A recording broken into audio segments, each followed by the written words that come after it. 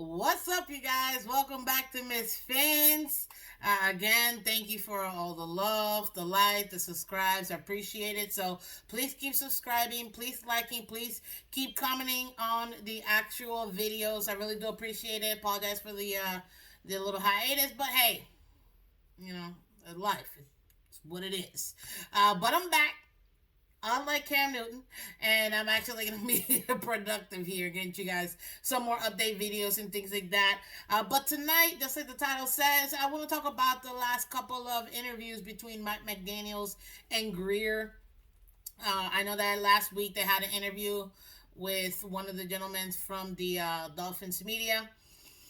Forgot his name, it's escaping me, but you guys know, please write it in the comments who exactly it was. Essentially, in that interview, they were talking about the dynamic between the coaches, between them two, really, between Greer and between Mike, and essentially how does it work, being that he's a first time head coach.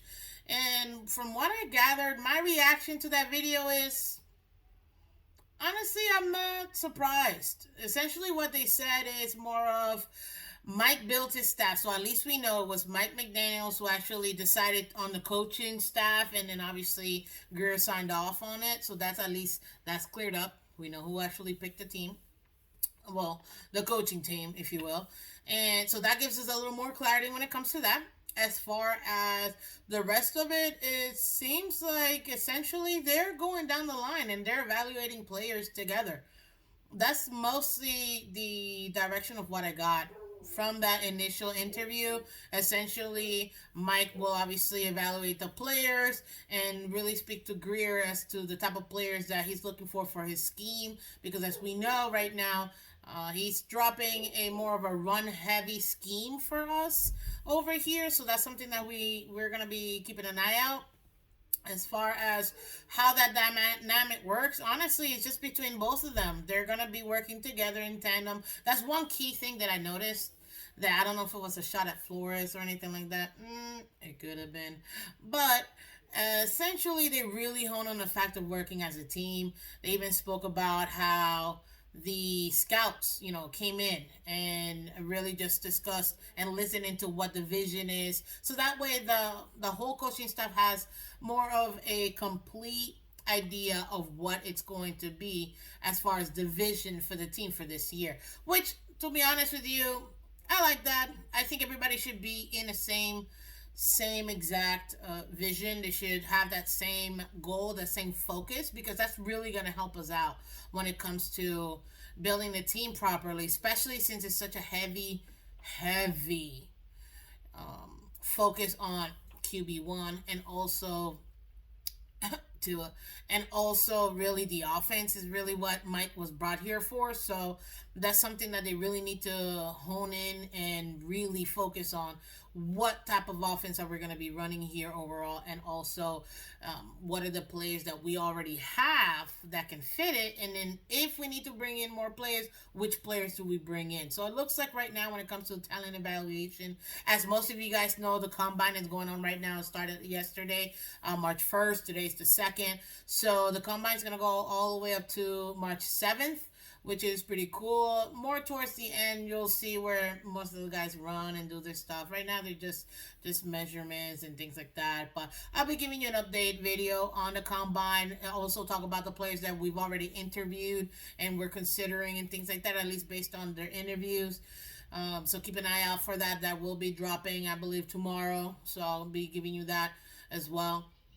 But essentially, that initial last week interview was mostly talking about them working as a team to build the offense and build the team. And I like that because I think all the coaches need to be in the same page because we need to have one unison vision of what this team is going to be. So at least at the beginning, hey, can't knock it. We really won't know what's going to happen until week one. Not even preseason because, preseason's preseason. You know this. It's preseason.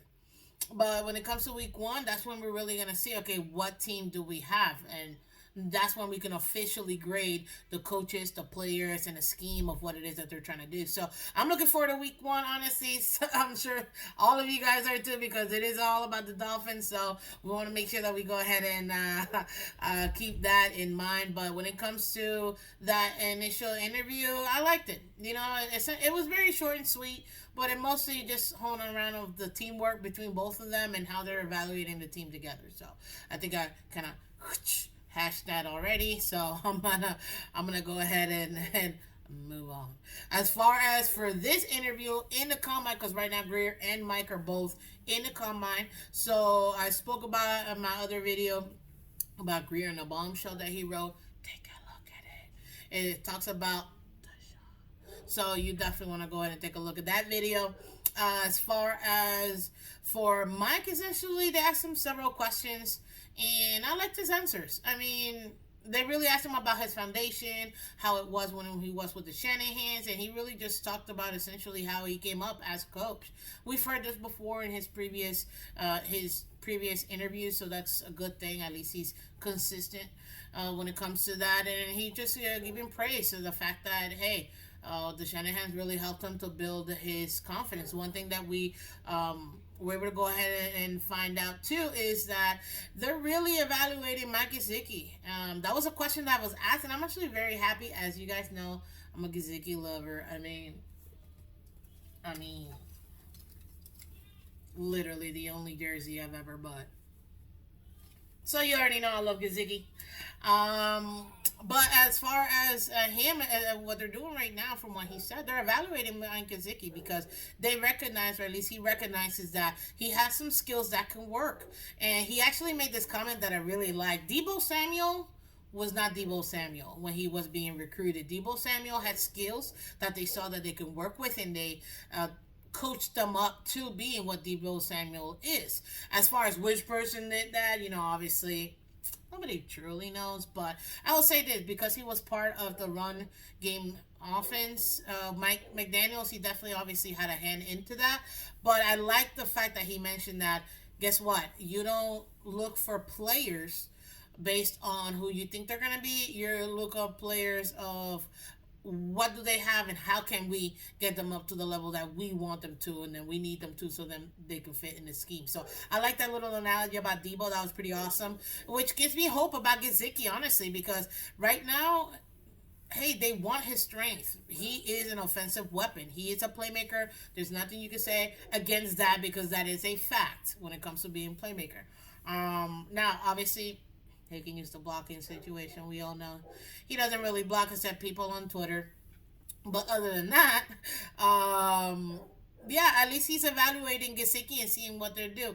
I really do think that they're probably going to be working on something with him. So keep an eye out. I speak more about that in that other video that just dropped. So go ahead and take a look at that too. Another thing that he mentioned in this interview today, he spoke about getting another QB and somebody that really is going to challenge Tua. Tua is QB1, so I'm very happy about that. He is looking to go ahead and make sure that he brings somebody that is going to challenge him. Obviously, since we are building the team and we're going to build against, not again, but we're going to build up Tua and give him the weapons that he needs to make sure that he's okay, we want to make sure that we have somebody there that's going to be able to go ahead and actually compete. Now, I'm not saying that we need somebody to take over his job, but we need a veteran, honestly, that's going to be able to go ahead and, if Tua goes down, as you know, he has had some injuries stemming from college, that he'll be able to at least win us some games. And that was a jab at you-know-who, Jabroni Biscuit. I mean, he couldn't even win one game. Not even one game. God, if he would have won one game, we would have been in the playoffs. But thank you for nothing, Jabroni. Anyways, yeah, so we need an actual veteran QB that's gonna be productive and actually get us at least a win or two.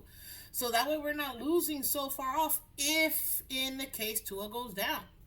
And to be honest with you, you're gonna need a veteran quarterback.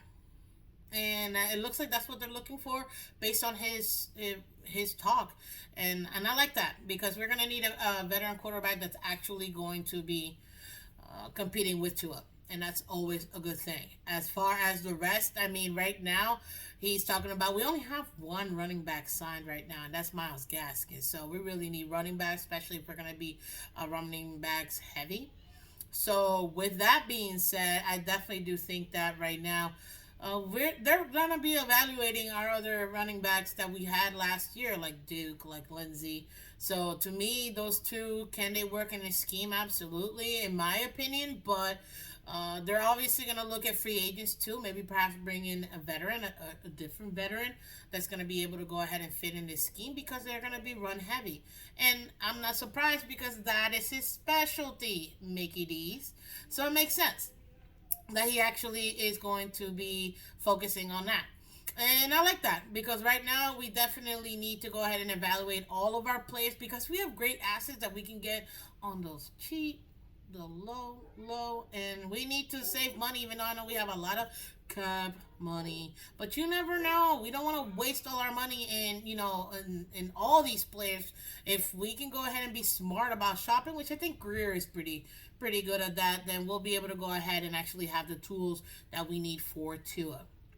As far as the rest, honestly, one other thing they did ask him about Josh Boyer, and I'm not even surprised about his answer. I did a video about the defense earlier, a couple weeks ago, about the defense, how they kept Josh Boyer, and I was very happy about that because I want continuity. Continuity and consistency is what are the keys for us to be successful. If we don't have that continuity, I'm sorry, but teams don't make it. I mean, look at Kansas City, continuity. Look at the Patriots, continuity for 2 decades. Even though they brought in new pieces, but they were able to go ahead and have the consistent coaching at least that helped with having and bringing in new players to fit the scheme and coach them up. So if that's what we're looking to do, I like it. He also mentioned how he took a look at the at the tape, and he pretty much said that I'd rather play with them than play against the Dolphins defense because we crushed the 49ers when they came here in 2020, and he remembers that. Didn't like it, which is good. So I want to be able to go ahead and keep that consistency, and that's something that's great that he's going to be able to go ahead and do with Josh Boyer. So that's pretty much it. Let's see here. Oh, another thing too, before I forget, oh my god, I can't even believe I almost forgot this. Yeah, we finally got confirmation. Guess what? This is gonna be his first time calling plays. And I'm not even surprised, to be honest with you. He did speak about how him and Mike Shanahan definitely worked together in planning the game plan, setting that up, and really going over some plays to see if that's going to work at that moment. But at the end of the day, it was Shanahan who actually called the plays, and it looks like that's what he's going to want to do with his OC, which I'm happy with it because at the end of the day, it looks like it's all going to be by committee. Coaching by committee, running back by committee, wide receivers by committee, all about committee. The whole Dolphins is committee. So at this point, hey, kumbaya. I'm just hoping that we can go ahead and make it happen so that we work. And that was pretty much it, guys. That's the update that I have here from the interview and from the press conference that Mike had. There was another thing too about him and Rich Eisen, which was pretty cute. So typical things that coaches say. I caught it towards the tail end. It was actually really nice.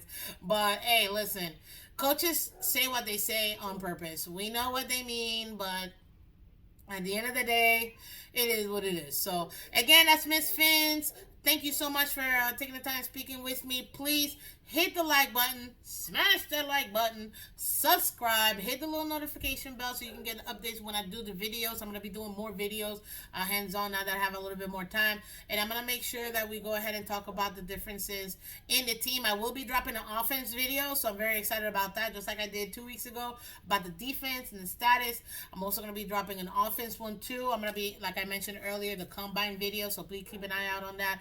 And I'm actually going to be doing a player profile and players we already have, like QB1, Tua. That's going to be interesting. I'm excited for it. So keep an eye out for that, guys. But again, it's Miss Fins.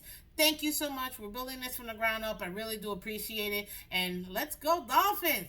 Woo woo. Bye-bye.